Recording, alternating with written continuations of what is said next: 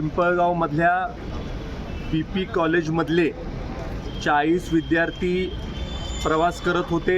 मालवणपासून परत ते नाशिकला चालले होते। सकाळी 6:30 ते 7च्या दरम्यान कराड तालुक्यामधल्या वाठार गावाजवळचा जो NH4 रस्त्यावरचा पूल आहे तिथं अपघात घडला। अपघातामध्ये बस ही रस्त्यापासून खाली गेली। कशामुळं काय झालं याची विचारपूस आमच्या पोलीस अधिकाऱ्यांनी केलेली आहे। ड्रायव्हरनी माझ्या आडवं म्हणजे बसच्या आडवं कुत्रं आलं आणि त्यामुळं बस बाजूला घ्यायचा प्रयत्न केला आणि ब्रेक चालला नाही, अशा प्रकारचं त्याचं स्टेटमेंट आहे।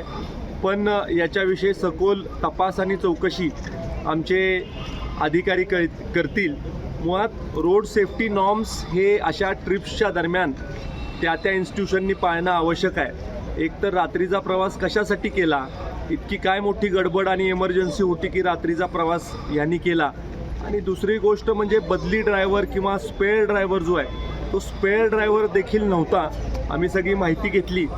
जे 40 मुलं आता ॲडमिट झालेत, देवाच्या कृपेने सुदैवानी त्यापैकी 34 मुलं ठीक आहेत, त्यांना काहीच मेजर इंजरी नाही आहे। ज्या मायनर इंजरीज आहेत त्याच्यावर औषध उपचार चालू आहे। जिथं पेन किलर द्यायला पाहिजे तिथं पेन किलर दिलेलं आहे, ड्रेसिंग करायला पाहिजे तिथं ड्रेसिंग केलेलं आहे। हॉस्पिटलचा डेडिकेटेड स्टाफ कॅज्युअल्टी डिपार्टमेंटचा, ICU डिपार्टमेंटचा आणि न्यूरो डिपार्टमेंटचा या सगळ्या पेशंटची देखभाल करतोय। 6 पेशंट जे सिरियस वाटतात त्यापैकी एक पेशंटला स्पायनल इंजरी आहे, त्याचं इव्हॅल्युएशन आता आमचं चाललं आहे। एका पेशंटला फेशियल इंजरी आहे आणि त्यामुळं मोठ्या प्रमाणावर ब्लिडिंग होतं आहे आणि एक पेशंटला सब ॲरेक्नॉइड हिमरेज आहे।